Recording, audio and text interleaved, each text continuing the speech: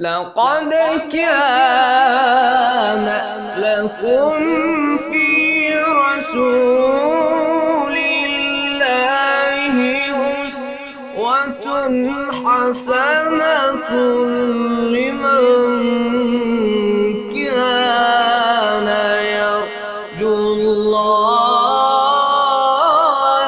واليوم الآخر